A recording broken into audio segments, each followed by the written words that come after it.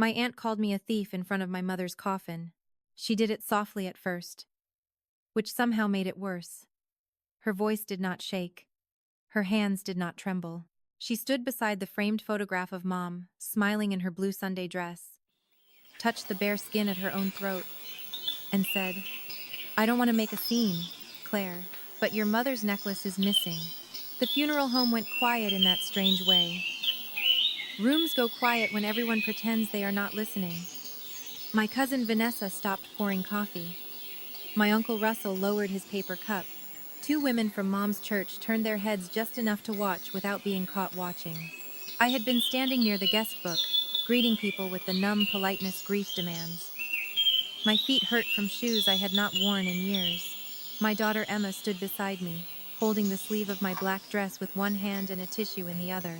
She was 14, old enough to understand humiliation, too young to know what to do with it. I looked at my Aunt Patricia and waited for her to correct herself. She didn't. "Your mother always wore that necklace on important days," Patricia said. Louder now. "She told me she wanted it near her today. I saw it in her jewelry box when we were sorting the bedroom. And now it's gone." A murmur moved through the room. The necklace was not the most expensive thing my mother owned. It was a thin gold chain with a small oval locket, warm from years against her skin. Inside were two tiny photographs, one of me as a baby, and one of my father before illness took the patience out of his face. Mom wore it when I graduated nursing school, when Emma was born, and the day my divorce became final, when she held my face and said, "Some endings are doors, sweetheart." For the last 3 years of her life, when arthritis made small clasps difficult, I had fastened that necklace for her before church, and unfastened it when she came home tired. I knew the faint scratch on the back. I knew the tiny bend in the clasp from the time Emma tugged it as a toddler. I knew it had been photographed at Brightman Jewelers, after a break-in on our street made Mom nervous enough to document her valuables. But in that room, under the soft funeral home lights, all anyone heard was one thing: "Missing necklace." And Patricia looking at me. "I don't have it," I said. Patricia's mouth folded into sympathy so artificial it almost looked painful. "Claire, this is not the time to lie." Emma's grip tightened on my sleeve. My brother Daniel stepped out from behind a spray of white lilies. He had spent the morning accepting condolences as if he were the only child Mom had raised. His suit was new. His eyes were dry. He looked at me with that tired older brother expression he used whenever he wanted people to believe I was being difficult. "Not here," he said. "But not to Patricia. To me." I stared at him. "You think I took it?" He glanced around at the witnesses, then lowered his voice in a way designed to travel. "I think everyone is emotional. And I think Mom's things should have been left alone until after the service." That was when I understood. Not the whole thing. Just enough. This was not grief spilling out. This was a room being arranged around me. Patricia had chosen the moment carefully. 15 minutes before the service. Guests arriving. The coffin visible. My daughter present. My mother unable to defend me. Enough people to make the accusations stick. Not enough time for me to ask questions. I felt heat climb my neck, but I kept my voice steady. "Patricia," I said, "if you believe something is missing, we can discuss it after we bury my mother." She blinked, irritated that I had not become loud. "I am trying to protect your mother's memory." "No," I said. "You are standing beside her coffin and calling her daughter a thief." A few people looked away. Patricia's face hardened. "If the shoe fits," Emma whispered. "Mom." I touched her hand once. Not only to comfort her, but to remind myself that I was not allowed to break in front of these people. My mother had spent her whole life teaching me that dignity was not silence. Dignity was choosing the right moment to speak. So I looked at Patricia and said, "Finish the funeral." She gave a small laugh, as if I had confirmed something. Daniel stepped closer and put a hand on her shoulder, making himself look like the man calming a family crisis. Uncle Russell shook his head at me with open disgust. Vanessa pulled out her phone and typed with both thumbs. By the time the funeral director called us into the chapel, I had already been tried in whispers. I walked behind my mother's coffin while relatives stared at the back of my head. Emma walked beside me, stiff and pale. The minister spoke about Mom's kindness, her patience, and the way she made people feel welcome at her kitchen table. I listened and thought of evenings when Mom sat across from me with that locket against her sweater, telling me not to mistake Daniel's confidence for truth. "Your brother believes the loudest person owns the room," she once said. "That only works until the quiet person brings paper." At the graveside, Patricia cried beautifully. She pressed a handkerchief under her eyes without smearing her mascara. Daniel guided her by the elbow. People watched them with approval. I stood 3 feet away with my daughter's fingers cold in mine, and felt a clear, strange calm settle over me. After the burial, no one invited me to ride back with them. The family meal was held in the church fellowship hall. Mom had planned it before she got too weak to care about details. Chicken salad, rolls, green beans, lemon cake, extra chairs for the choir ladies.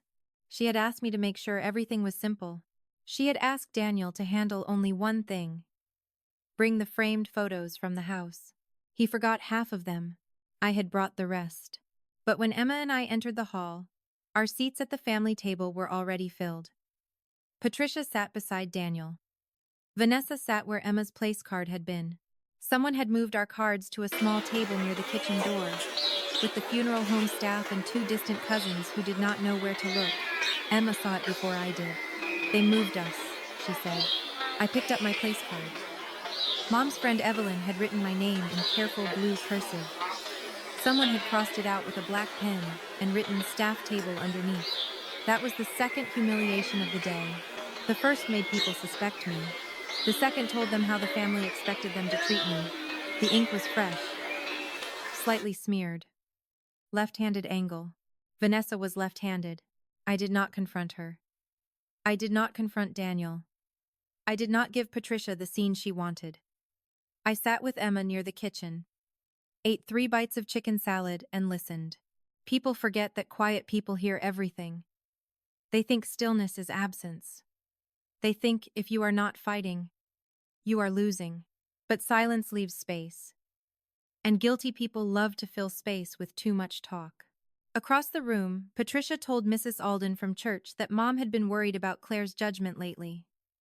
Daniel told an uncle that I had been under financial pressure since the divorce. Vanessa whispered that I had asked about appraisals before Mom died, which was true only because Mom had asked me to help update her insurance folder. Every sentence had a thread of truth twisted around a lie. That was why it worked. By the time coffee was served, the story had become simple enough for people to repeat. Grieving daughter. Money problems. Missing necklace. I excused myself and walked to the women's restroom. Emma followed and locked the door behind us. Her face collapsed the second the latch clicked. "Why are they doing this?" she asked. I took a breath. "Because they need people looking at me." "For what?" "I don't know yet." She wiped her cheeks hard. "Grandma would hate this." "Yes," I said. "She would." Then I opened my phone. The funeral home had sent me the digital slideshow the night before for final approval. I had watched it at 2 in the morning because grief made sleep impossible. One photo had bothered me then, but I had been too tired to understand why. It was from 3 days before Mom died. Patricia sat on Mom's bed, smiling too broadly, holding Mom's hand. Daniel had taken the photo and sent it to the family group chat with the caption, "Aunt Pat came to say goodbye." In the background, Mom's jewelry box was open on the dresser. I zoomed in until the image blurred, then sharpened. The locket was there. So Patricia had told one truth. She had seen it in the jewelry box. But the photo showed something else. A cream envelope sitting partly under the velvet tray. Mom kept jewelry papers in a folder in the bottom drawer, not inside the jewelry box. I knew because I had organized it for her. Someone had moved the paper close to the necklace. That was the first clean sign. The necklace mattered. The paper mattered more. I sent the photo to myself, then saved it in a cloud folder Daniel did not know existed. Mom and I had created it during her last hospital stay, when she asked me to scan her important documents because, as she put it, this family has a habit of convenient forgetting. I returned to the hall with dry eyes. Patricia watched me cross the room. Her expression said she expected shame. I gave her nothing. After the meal, Daniel asked me to come to Mom's house the next morning to sort things peacefully. He said it in front of 3 relatives, so refusing would look suspicious. 9 o'clock, I said. Maybe leave Emma home, he said. This could get tense. I smiled politely. Emma knows how to sit in a room with tense adults. His jaw tightened. That night, after Emma went to bed with untouched tea on her nightstand, I opened Mom's scanned folder on my laptop. I did not read every file. I did not need to drown myself in paperwork. I needed 3 things. First, proof that the necklace was identifiable. Second, proof that Mom wanted it to stay with me and Emma. Third, proof that I had the right to protect the house. Before more items disappeared, I found all 3. The appraisal from Brightman Jewelers showed the locket from the front, the back, and the inside. It named the scratch on the back and the repaired clasp. The interior photo showed a detail I had forgotten. 4 tiny letters engraved along the rim. C-E-M-H. Claire. Emma. Margaret. Harper. Emma. Emma. Emma. Margaret. Harper. 3 generations and Mom's married name. Below the appraisal was a short insurance note. Not legal ownership by itself. Not a complicated magic page. Just a clear record of Mom's intent. Jewelry item J4. Gold locket necklace. To be retained by daughter Claire Harper, unless later estate documents say otherwise. Then I opened the will. 1 paragraph mattered. I, Margaret Ellen Harper, appoint my daughter, Claire Elise Harper, as personal representative of my estate. That meant one simple thing. After Mom died, I was the person responsible for securing her house, making the inventory, and protecting what belonged to the estate. Not Daniel, not Patricia, me. I printed only what I needed. The appraisal, the insurance note, the will page, and the photo from the slideshow. Then I uploaded copies to 2 separate places. I did not sleep much. At 9 the next morning, Daniel opened Mom's front door wearing jeans and a black sweater, as if he were the grieving son in a commercial for responsible adulthood. Patricia was already in the living room with Vanessa and Uncle Russell. They had brought cardboard boxes. Not small keepsake boxes. Moving boxes. That told me everything about their timetable. Emma stood beside me, shoulders squared. Daniel looked at her, then at me. I thought we agreed she shouldn't be here. We didn't agree, I said. You suggested. I declined. Patricia sighed. Claire, must everything be a battle? No, I said. Only theft. The room changed temperature. Vanessa laughed once. That's rich. I looked past her to the mantel. Mom's framed photo from last Christmas was gone. So was the ceramic angel Emma had made in 3rd grade. So was the brass clock Dad used to wind every Sunday night. What happened to the mantel? I asked. Daniel rubbed the back of his neck. We started sorting. You were upset yesterday. You started without me? Patricia folded tissue paper around one of Mom's teacups. Someone had to be practical. I walked toward Mom's bedroom. Daniel stepped in front of the hallway. Let's not rush. I stopped and looked at him. Move. He did not. His voice dropped. After what happened yesterday, I think it's better if we inventory things together. Then move and inventory. Uncle Russell stood. Don't talk to your brother like that. Emma took 1 step closer to me. My daughter had my mother's eyes, not in color, but in steadiness. Danielle moved. Mom's bedroom smelled faintly of lavender lotion and closed air. Her robe still hung on the closet door. Her reading glasses were still on the nightstand. For 1 second, grief almost broke through the anger. Then I saw the dresser. The jewelry box was open. Empty. Except for a pair of costume earrings and a loose button. Patricia stood behind me. We already looked. The necklace isn't there. I opened the bottom drawer. The folder was gone too. That was the mistake. A person who only wants jewelry takes jewelry. A person who wants to control the story takes the paperwork. I turned to Daniel. Where is Mom's document folder? He spread his hands. I secured estate papers. You are not the executor. His face changed. Patricia's voice came sharp. Your mother would not want us arguing over technicalities. This is not a technicality, I said. This is access. I took one page from my purse and handed it to Daniel. He looked down. He saw Mom's signature. He saw my name. He saw the line that made his morning plans smaller. Patricia snatched the paper from him. This is old. 18 months, I said. Signed. Witnessed. Filed with Mom's attorney. Vanessa muttered. Of course she had paperwork ready. I looked at her. Yes, she did. Daniel recovered enough to point toward the dresser. That doesn't change what happened with the necklace. No, I said. It explains why I had to be blamed before anyone asked where the necklace and the folder went. Patricia's face flushed. How dare you? I opened the slideshow photo on my phone and held it up.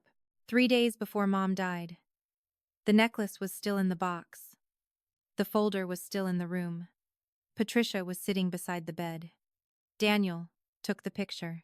Daniel looked at Patricia before he could stop himself. That small glance did more than any speech. Patricia smiled, smaller and colder than before. A blurry photo proves nothing. By itself, I said, it proves a timeline. The rest will be handled where it belongs. I took pictures of the empty jewelry box, the empty drawer, the missing mantelpieces, and the moving boxes. I did not take a teacup. I did not touch the closet. I did not give anyone the chance to claim I had removed more. Then I left with Emma. In the car, she asked, "Are you calling the police?" "Not yet." "Why?" "Because if I call too early, they will make it emotional. They will say grief confused everyone. I need the trail clean enough that nobody can cry over it." Mom's attorney, Samuel Hollis, had a careful office and a careful voice. He had represented my parents for 26 years, and he had the kind of calm that made dramatic people uncomfortable. When I called, his assistant put me through immediately. "I was expecting you," he said. That sentence tightened something in my chest. "Mom told you?" "Enough," he said. She was worried that personal items might become disputed after her death, especially the locket. I closed my eyes. Mr. Hollis asked me to come in that afternoon. When I arrived, he did not bury me under legal language. He placed 3 papers on the desk and turned them toward me one by one. "This is the will," he said. "It gives you authority to secure the house." He placed the next page down. "This is the memorandum. It says the locket goes to you, and eventually to Emma if you choose." Then the third. "This is the appraisal. It identifies the necklace by photos, scratch, repaired clasp, and engraving. If the item appears anywhere, it can be recognized." 3 papers. Authority. Inton. Identity. For the first time since Patricia spoke beside the coffin, the situation felt simple. Then Mr. Hollis slid a sealed copy of a letter across the desk. "Your mother asked me to keep this in the file. She said you might need it." The letter was in Mom's handwriting. "My dearest Claire, if this letter is needed, then someone has made my passing harder for you than it should have been. I am sorry. I know you will try to keep peace, because you always do. I am asking you not to confuse peace with surrender. The gold locket is yours. Not because it is valuable, but because you carried the life that carried me at the end. You fastened it when my hands failed. You sat beside me when the others visited for photographs. It belongs with you and Emma. Do not fight loudly. Bring records." I pressed my fingers to my mouth. There is one kind of grief in losing someone. There is another kind in realizing they knew how alone you might be when they were gone. Mr. Hollis waited until I folded the letter. "We will hold a formal inventory meeting on Friday," he said. "Everyone who removed property will attend. Before then, change the locks. Do not argue about objects in the house. Secure the house first. The rest can be listed." That was the right place for the legal step. Not at the coffin, not in the church hall, not in Mom's bedroom while Patricia performed grief. In an office or on paper, with witnesses and copies. At 5 that evening, I met a locksmith at Mom's house. Daniel arrived 10 minutes later, furious. What are you doing? He demanded from the porch. Changing the locks. You can't lock me out of Mom's house. As executor, I can secure estate property. He looked at the locksmith as if expecting male solidarity. The locksmith kept working. Daniel lowered his voice. You're making yourself look guilty. No, I said. I'm making the inventory possible. His phone buzzed. He turned away to answer, but not far enough. Patricia's voice came through the speaker, thin and angry. I caught only pieces. Attorney. Overreacting. Necklace. Don't admit. Daniel moved farther down the porch. I did not need to record him. Fear had a sound. By Friday morning, Patricia had already started repairing her image publicly. She posted a photo of Mom on Facebook with a caption about family dignity and the heartbreak of greed after loss. She did not name me. She did not have to. Vanessa commented, "Some people care more about things than love." Uncle Russell wrote, "Your sister would be ashamed of what is happening." People liked it. People sent heart emojis. People who had eaten my mother's lemon cake while I sat near the kitchen door wrote prayers under a lie. I screenshotted everything. Then I did nothing. The inventory meeting took place in Mr. Hollis's conference room. The room had glass walls, a long table, and no shadows. Daniel arrived with a folder he carried like a shield. Patricia arrived in black again, though the funeral had been 4 days earlier. Vanessa came with her, even though she was not invited, and sat before anyone could stop her. Uncle Russell waited in the lobby with his arms crossed. I brought Emma only as far as the building, then asked her to wait in the car with a book. She had seen enough adults call cruelty family. Mr. Hollis began with one sentence. Today we are not deciding feelings. We are recording access, removed property, and the missing necklace. That sentence saved the room. No speeches. No crying performance. No argument over who loved Mom more. Just access. Removed property. Missing necklace. Patricia sighed like a woman enduring insult for the sake of grace. I hate that it has come to this, she said. Then we will make it brief, Mr. Hollis replied. When did you last see the locket? In Margaret's jewelry box a few days before she passed, Patricia said. I told Claire that at the funeral. And when did you next notice it missing? At the funeral home, she said. When I realized it had not been placed with Margaret as she wanted. I looked at her. That was new. At the funeral, the necklace was missing from the jewelry box. Now it was supposed to have been buried with Mom. Mr. Hollis wrote one note. Who told you Mrs. Harper wanted to be buried with it? She did. Privately. Was anyone else present? No. Daniel shifted in his chair. Mr. Hollis slid the memorandum across the table.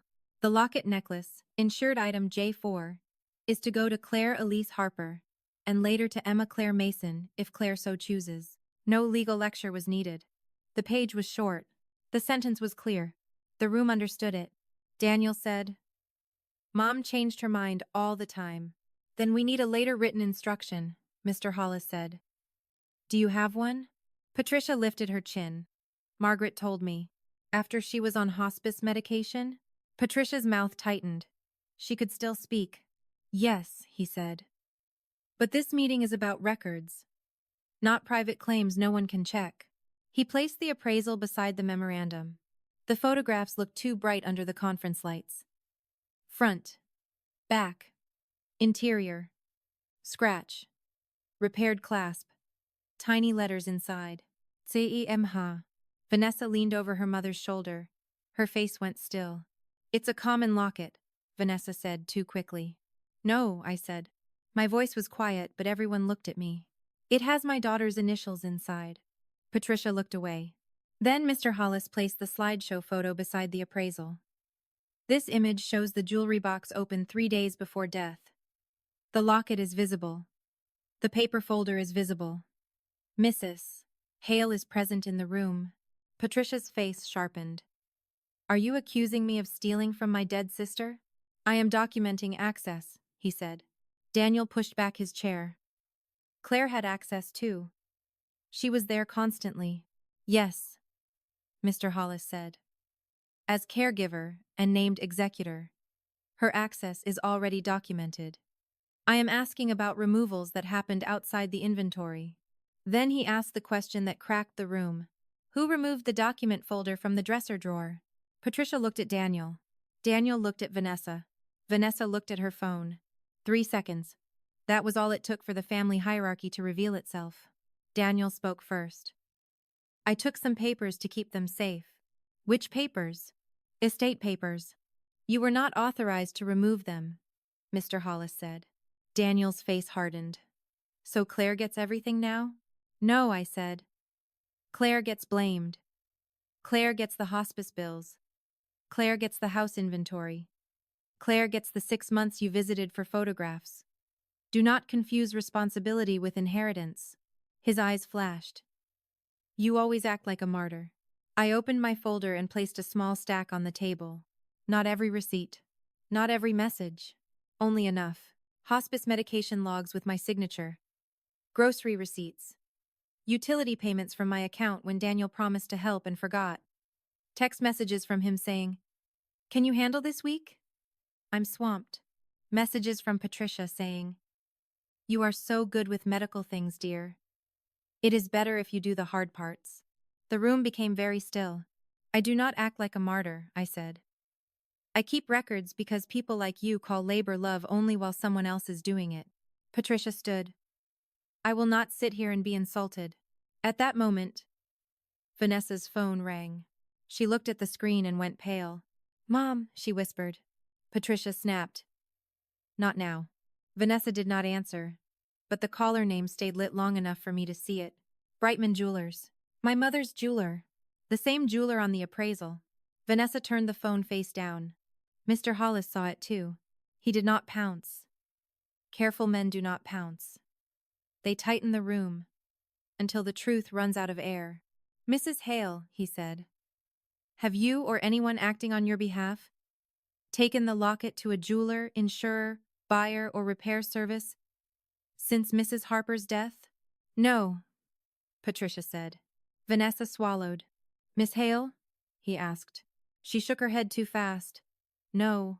I picked up my phone, searched Brightman Jewelers, and called from the conference room. Patricia's eyes widened. The receptionist answered on speaker. Brightman Jewelers. This is Lila. Hello, I said. My name is Claire Harper. I am the executor for Margaret Harper's estate. I believe someone may have brought in a gold locket connected to an old appraisal from your store. I can provide the file number. Patricia hissed. Hang up. Mr. Hollis raised one hand. She stopped. The receptionist asked me to hold. The conference room filled with cheerful instrumental music that felt obscene. Then an older man came on the line. This is Arthur Brightman. I repeated my name. His voice changed. Miss Harper, I was about to call the number on the estate file. We had a locket brought in this morning for valuation. The customer said it belonged to her mother. The item matched an old appraisal under Margaret Harper. I became concerned because the interior engraving did not match the customer's name. Vanessa whispered, Oh my God. Patricia sat down slowly. Mr. Hollis leaned toward the phone. Mr. Brightman, this is Samuel Hollis, attorney for the estate. Is the item still in your possession? Yes, the jeweler said. I told the customer I needed to check the file before offering any valuation. Please secure it, Mr. Hollis said. We will send documentation immediately. The call ended. No one moved. Patricia looked smaller than she had at the funeral. Not sorry. Smaller. Vanessa began to cry. Mom told me it was hers. Patricia turned on her. Be quiet. But fear makes people selfish. Vanessa had grown up learning from her mother, and now the lesson turned back. You said Aunt Margaret promised it to you, Vanessa said. You said Claire was trying to take everything, and we should find out what it was worth before she locked the estate. Daniel whispered. Pat. Patricia stared at Vanessa with hatred so naked it made the room colder. The collapse did not happen with shouting. It happened with witnesses watching Patricia's story lose one support beam at a time. At the funeral, she had been the grieving sister protecting Mom's memory. In the conference room, she became the woman whose daughter carried Mom's insured locket to the jeweler while I was being called a thief. There is no graceful way to stand inside your own lie once the record arrives. Mr. Hollis ended the meeting plainly. All estate access would go through his office. Removed items had to be returned within 48 hours.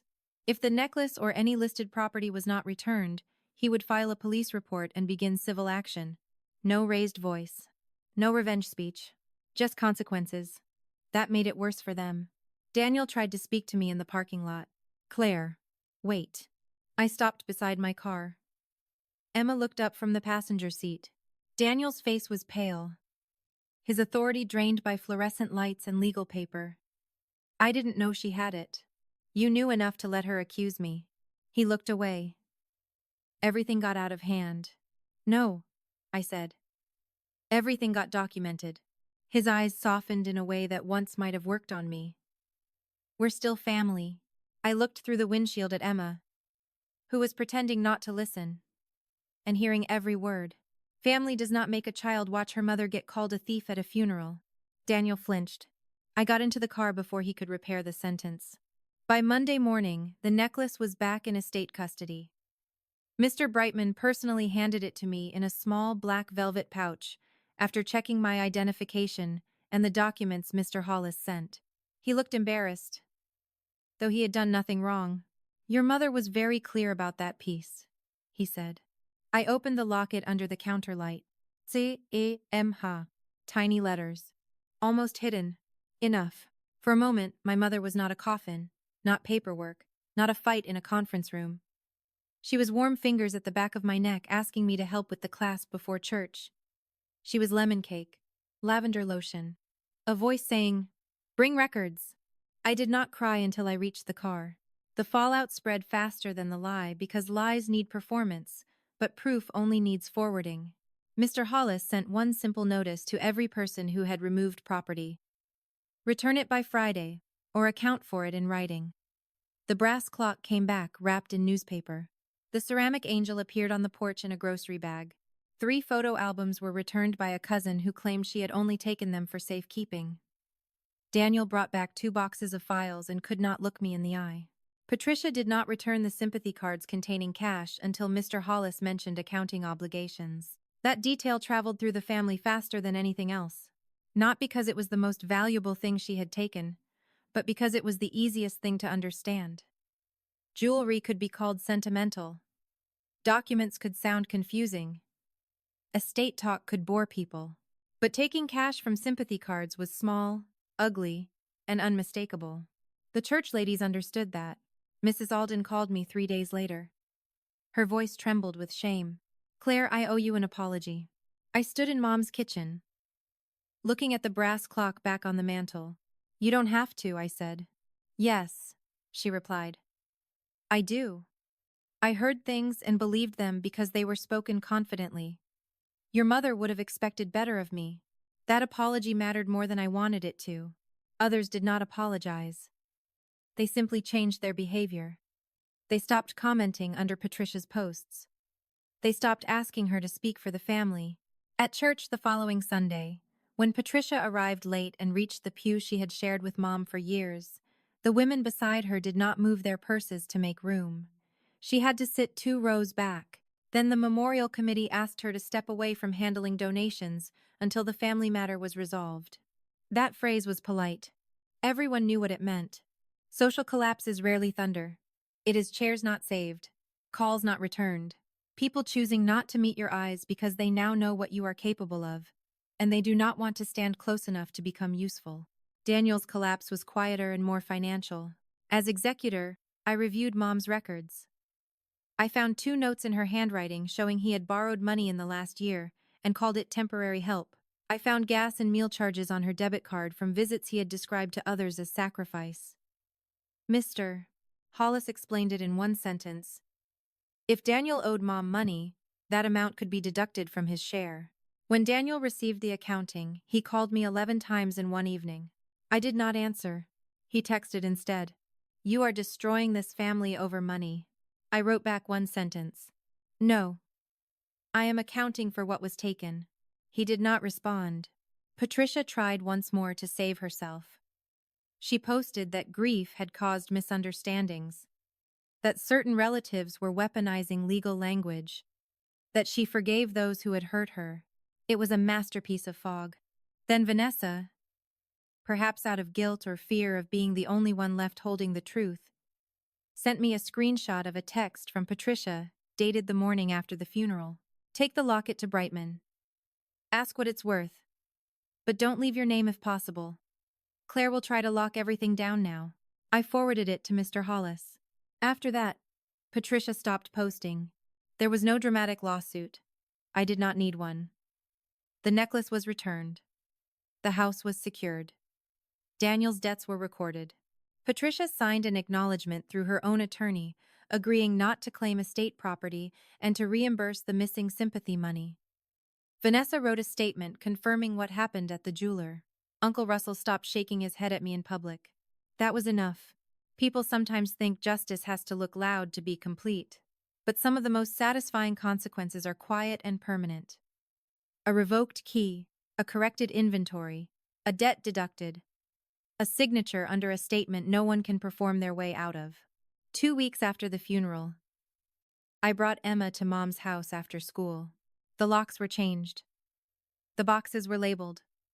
The mantel was restored. Sunlight came through the kitchen window and lit the dust in slow gold. For the first time since Mom died, the house felt sad instead of violated. Emma stood in the living room while I opened the velvet pouch. Grandma wanted you to have it someday, I said.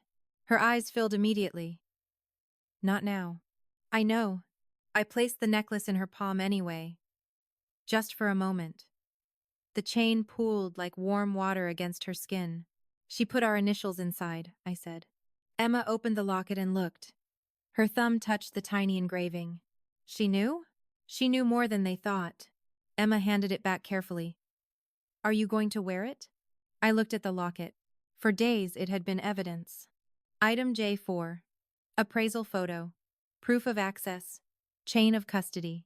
Now it was my mother again. Yes, I said. Emma fastened it around my neck because my hands were shaking. The clasp caught once, then held. We stood there in the room where Mom had wrapped Christmas gifts, folded church bulletins, brushed Emma's hair, counted pills, corrected Daniel, and told me not to surrender peace to people who only wanted my silence. I did not feel victorious. I felt returned.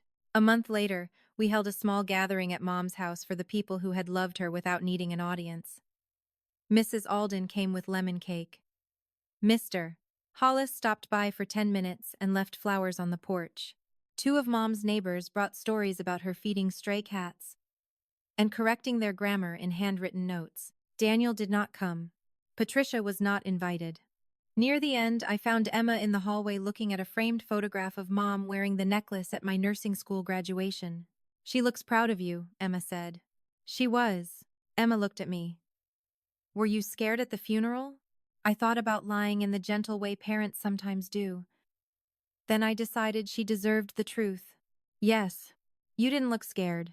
I learned that looking calm gives you time to become calm. She nodded, storing that somewhere. I wish she did not need the lesson. I was grateful she had it. That evening, after everyone left, I turned off the lights one by one. In the hallway mirror, the locket rested at my throat. Not as a trophy, not as proof, as weight, the right kind of weight.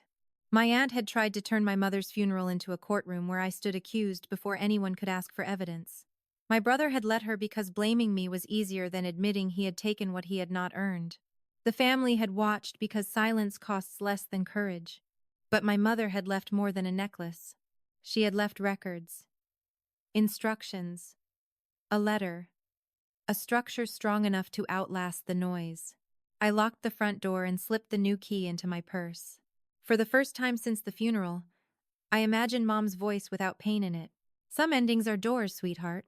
I touched the locket once, then walked to my car where Emma was waiting. Behind me, the house was quiet, secure, and still ours.